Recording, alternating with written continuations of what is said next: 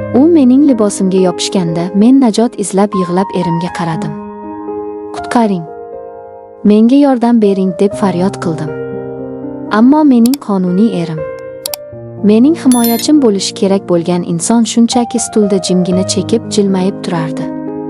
U o'z do'stiga meni tortiq qilgan edi. O'sha tunda men ayol sifatida, inson sifatida o'ldim. Lekin tongda o'sha kultejadan butunlay boshqa, yengilmas bir ayol bo'lib uyg'ondim. Assalomu alaykum, sirlarini tun qorong'usida o'z qalbida qulflab yashaydigan sabotli va dardli azizlarim. Qalbining tubida aytilmagan so'zlari, yashirin jarohatlari bor insonlar, farrosh hikoyalari kanaliga xush kelibsiz. Bugun men sizga shunchaki hikoya aytib bermayman. Bugun men sizga qanday qilib tiriklayin ko'milgan qalbning qabrdan yorib chiqqanini, qanday qilib haqiqiy muhabbat insonni qayta tiriltirishini so'zlab beraman. Qulayroq joylashib oling. Biz boshladik. Oila degan tushuncha men uchun doim muqaddas bo'lgan. Men Samarqanddek go'zal shaharda qattiq tarbiya ko'rib o'sgan qiz edim. 20 yoshimda meni o'zimdan ancha katta, o'ziga to'q, obro'li bir insonga uzatishdi. Uning ismi Diyor edi. Tashqaridan qaraganda bizning hayotimiz mukammal ko'rinardi.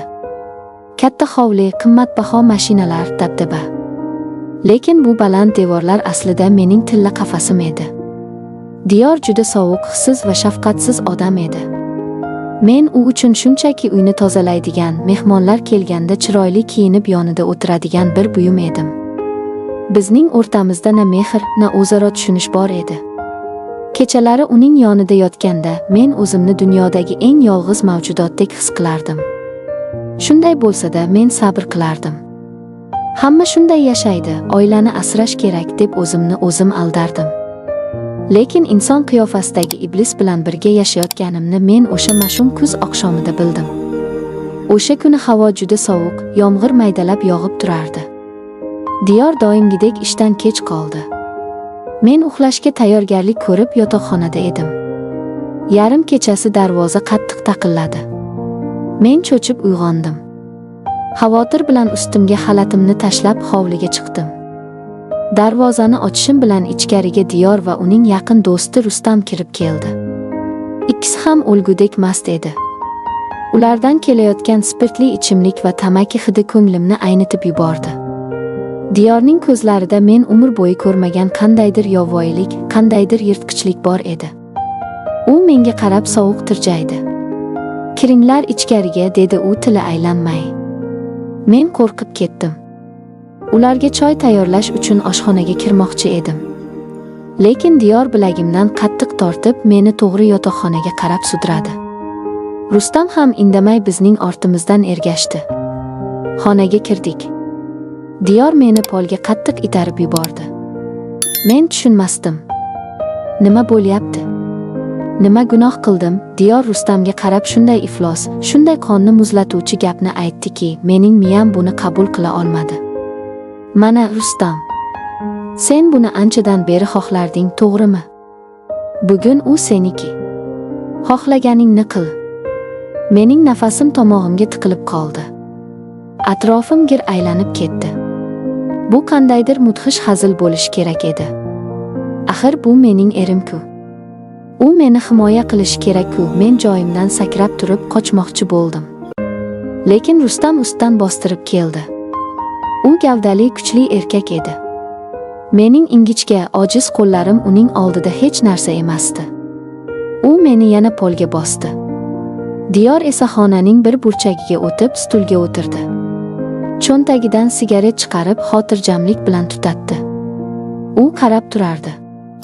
O'z xotinining qanday qilib xo'rlanishini u maroq bilan tomosha qilardi. "Diyor aka, yordam bering. Qutqaring meni", deb chinqirdim men.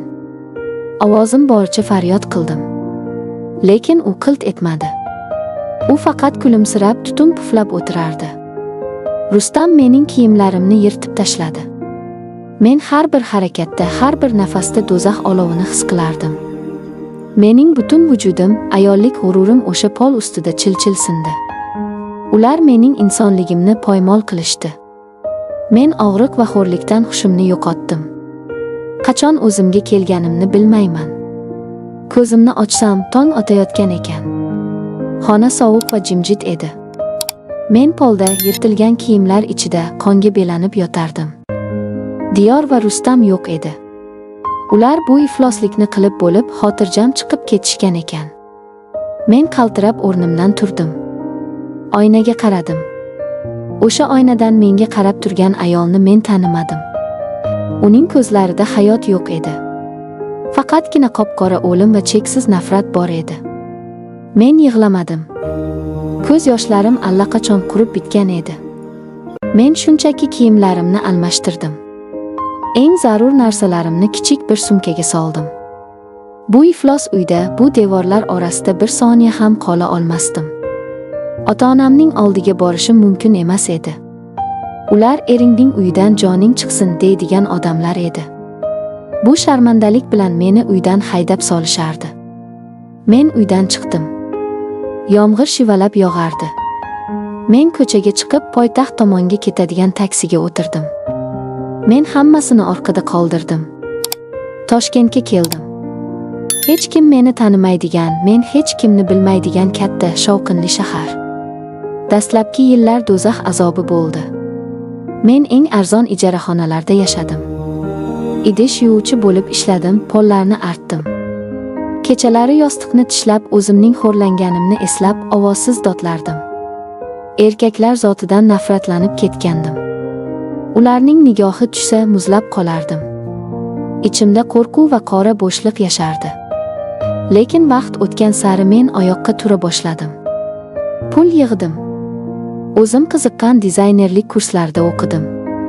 Kichkina bir gul do'koni ochdim. Gullar bilan ishlash mening yaralangan ruhimga malham bo'lardi. Men ularning sekinasta ochilishini, go'zallashishini kuzatardim. Xuddi o'zimning qalbim kabi. Oradan 4 yil o'tdi. Men 24 yoshga kirdim. Mustaqil, o'z ishi bor, kuchli ayolga aylandim. Ammo qalbim eshiklari miltiq bilan otilmaydigan darajada qattiq qulflangan edi. Bir kuni do'konimga kutilmagan bir mijoz kirdi. Uning ismi Bekzod edi. Baland bo'yli, sochlari biroz to'zg'igan, ko'zlarida qandaydir sokin va chuqur dengiz bor yigit. U arxitektor ekan. Kichik bir loyiha uchun gullar tanlashga kelgandi. Bizning tanishuvimiz tasodifiy va juda oddiy bo'ldi. Lekin u tez-tez kela boshladi. U menga gul sotuvchiga emas, ayolga qaragandek hurmat va e'tibor bilan qarardi. Bekzod umuman shoshmasdi. U mening yopiq ekanimni, kimdandir qattiq yaralangani sezgandi. U shunchaki yonimda bo'lishga, men bilan suhbatlashishga harakat qilardi. Uning ovozi shunday mayin ediki, asablarimni tinchlantirardi. Bahor oqshomlarining birida yomg'ir yog'ib qoldi. Men do'konni yopayotgandim. Bekzod soyabon bilan kelib qoldi. "Keling, kuzatib qo'yaman", dedi u jilmayib. Biz yomg'ir ostida yonma-yon ketyapmiz. Uning qadami shunday ishonchli, shunday sokin ediki. To'satdan mening qo'limdan sumkam tushib ketdi. Ikkimiz ham uni olish uchun engashdik. Bizning qo'llarimiz to'qnashib ketdi. Men cho'chib orqaga tisarildim. O'sha mudhish kechaning xotiralari yashindek urildi. Lekin Bekzod qo'limni qo'yib yubormadi. U mening qaltirayotgan barmoqlarimni o'zining issiq kaftlari orasiga oldi. U menga qarab, ko'zlarimning eng tubiga tikildi. "Siz xavfsizlikdasiz", dedi u pichirlab. "Men sizga hech qachon ozor bermayman."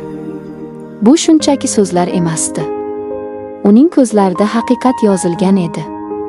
O'sha daqiqada mening yillar davomida qurgan muz devorlarim erib keta boshladi. Men unga ishondim. Bizning munosabatlarimiz juda nafis, juda estetik va mehrga to'la edi. U mening qadrimni bilar, meni malikalardek e'zozlardi. U menga erkak kishi nafaqat og'riq beruvchi yirtqich, balki qanot baxsh etuvchi tayanch ham bo'la olishini isbotladi. U mening yaralarimni o'zining sof muhabbati bilan davoladi. Hayotim nihoyat iziga tushdi, men baxtli edim deb o'ylagan paytimda taqdir yana bir marta ustimdan kuldi. Bir kuni do'konimda yolg'iz o'tirganimda eshik ochildi va ostonada o'tmishimning qora sharpasi paydo bo'ldi. Diyor turardi. 4 yil oldin meni fohishadek xo'rlagan o'sha vahshiy inson. U ozib ketgan, ust-boshi iflos, avvalgi obro'sidan asar ham qolmagan edi. U qimorga berilib, hamma narsasidan ayrilganini, tasodifan meni Toshkentda ko'rib qolib, izlab kelganini aytdi. Mening nafasim qisilib qoldi. Qo'llarim titray boshladi. Diyor yovuzona jilmaydi. Eshitishimcha, o'zingga zo'r oshiq topibsan. Agar menga katta pul bermasang, u yigitingning oldiga boraman.